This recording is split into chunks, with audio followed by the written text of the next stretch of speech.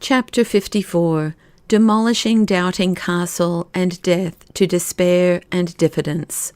When they went to Bypath Meadow, they sat on the stile to which Christian had gone with Hopeful when Giant Despair shut the two up in Doubting Castle.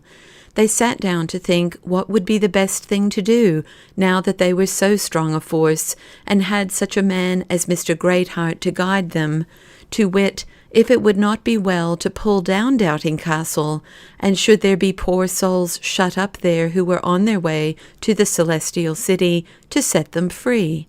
One said this thing, and one said that. At last quoth Mr. Greatheart, "We are told in the book of God's word that we are to fight the good fight. And, I pray, with whom should we fight, if not with Giant Despair? So who will go with me?"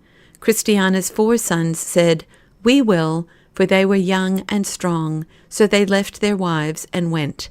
When they gave their knock at the gate, Giant Despair and his wife Diffidence came to them. Giant Despair, "Who and what is he that is so bold as to come to the gate of Giant Despair?"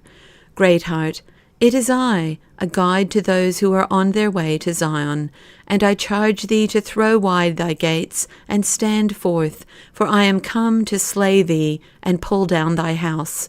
Giant Despair, "What? Shall such as Greatheart make me fear? No!" So he put a cap of steel on his head, and with a breastplate of fire and a club in his hand, he came out to fight his foes. Then these 6 men made up to him, and they fought for their lives, till Despair was brought to the ground and put to death by Greatheart. Next they fell on his house, but it took 6 days to pull it down.